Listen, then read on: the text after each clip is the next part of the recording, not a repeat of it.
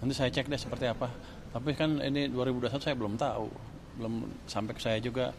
Saya juga dulu pernah dengar bahwa ada kontraktor-kontraktor dari kementerian yang nggak dibayar juga kan. Tadi dari Bea Cukai ngapain aja Pak? Kita ngelihat sistem monitoring dashboardnya Bea Cukai di sana, yang ke pelabuhan dan yang ke tempat-tempat lain. Saya juga sempat diskusi dengan atau teleponan dengan orang Bea Cukai di kapal yang dekat Batam sana. Ada kendala apa tadi teman? Ya? Ada kendala apa terkait dengan monitoring sistemnya? Nggak ada kendala, cuma saya pengen lihat seberapa canggih sih punya Bea Cukai. Bisa nggak saya optimalkan untuk tadi mengurangi yang dikritik Pak Presiden, under invoicing. Di situ sebenarnya udah cukup bagus, tapi belum ke level di mana saya bisa secara online di situ aja monitor kapalnya under invoicing, belum sampai sana karena AI-nya belum dikembangkan. Dalam 3 bulan ke depan kita akan kembangkan sistem AI yang lebih siap di Bea Cukai. Berarti lanjutan dari yang LNSW kemarin ya Pak? Ya, di LNSW kan nanti akan kita buat think tank untuk perdagangan dan ini kita bentuk tim berisi 10 orang yang jago-jago di sana, ada mathematician segala macam untuk memastikan bahwa nanti mereka bisa menganalisa kebocoran perdagangan kalau ada. Ini kelanjutannya saya akan perkuat semua LNSW, Bea Cukai, nanti juga pajak juga sama. Jadi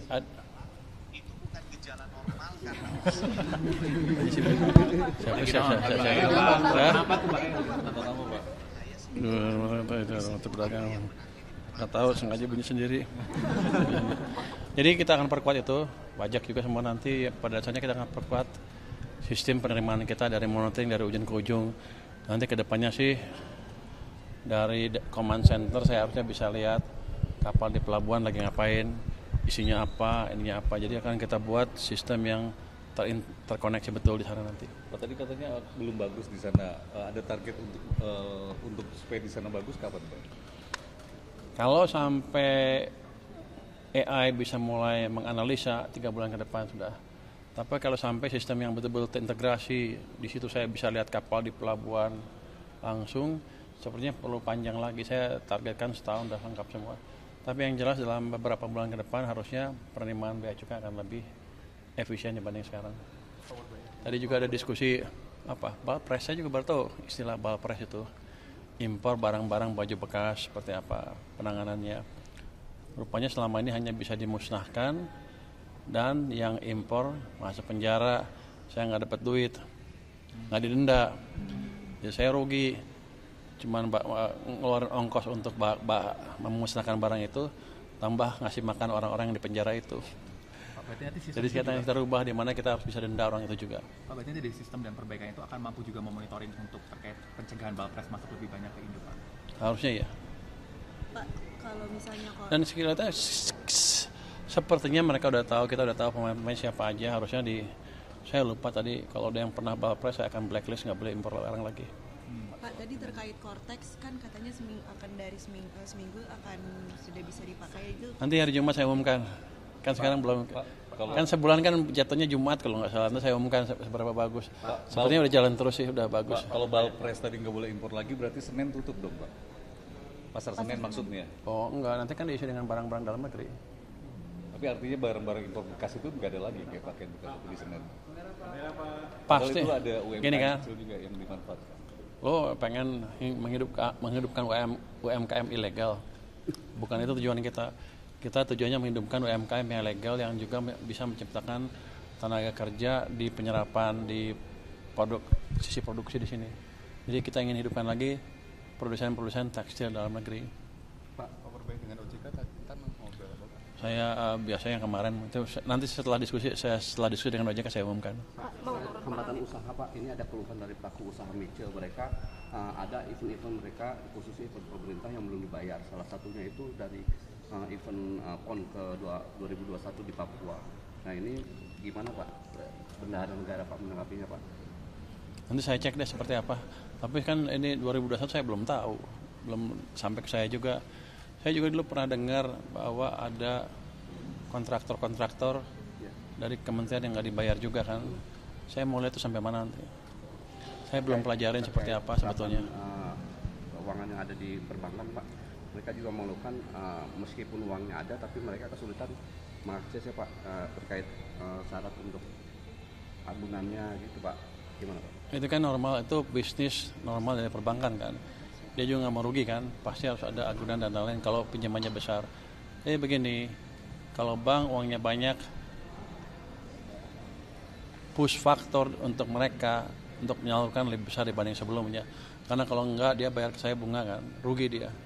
Dia akan cari keseimbangan yang pas saya pikir.